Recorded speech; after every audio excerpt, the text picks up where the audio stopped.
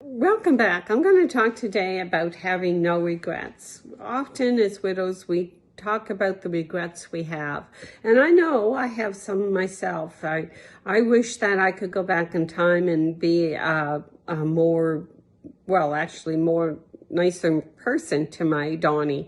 You know, we were married 27 years and we didn't have the perfect marriage. We had our ups and downs and arounds, and I know with the wisdom of age and also the wisdom of being a widow that I could have been a better wife.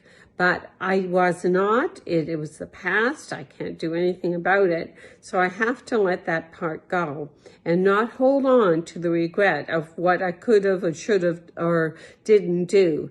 And that's the same with his health. I wish I could have done something more to help him quit smoking, more to help him with his other addictions and his drinking and all the things I could have done. He died at 53. That's a very young age to die from cancer. And I often thought, could I have gotten him to eat better, done things differently?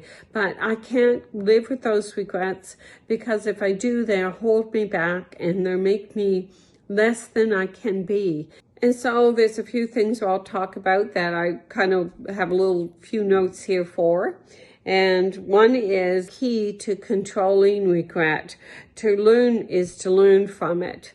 And so I learned from the fact that Johnny didn't look after his health to be more aware of my own health, so that I am not following in his footsteps, and that I'm eating right and I'm going to the gym, and that I'm making effort to emotionally protect myself with the people that are surrounding me, so that I'm not dragged around by other people's drama.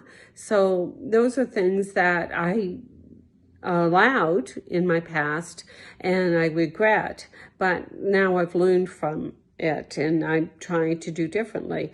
Now, I know that in the early days of grieving, it's natural to look back and think about all the things we regret, the things that we should have done or could have done and didn't do. And it's part of our grieving process to go through the last little while when they were sick, or if they died suddenly, go through those days before they died.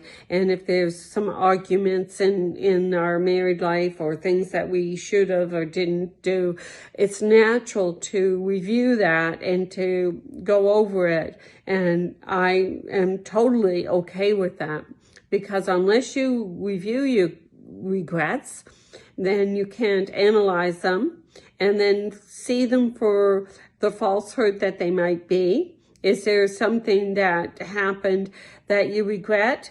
Acknowledge it and let it go. Don't hold on to it to the point that it stops you from grieving and healing in a healthy way. Now, I'm okay with saying I'm not perfect. And I'm okay with saying my marriage isn't perfect or wasn't perfect. And I'm okay with saying I've made some mistakes. But I'm not okay with saying that I can in any way make any change that will change that past, except for learning from it so that I don't repeat it. Now, that's the trick. Don't repeat your past mistakes. I am not as judgmental as a person as I used to be in my younger days. I've learned from my mistakes.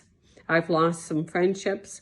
I've made mistakes with my husband. I could have done better in my career, all because I was a little too quick to be thinking that I was the right one and others were the wrong. I've learned with the wisdom of my regrets not to do that anymore. So I hope this has helped you to think about your regrets, what you can do, and how to analyze them, and how to move forward. Please subscribe to my channel and come back and see me soon. Bye-bye.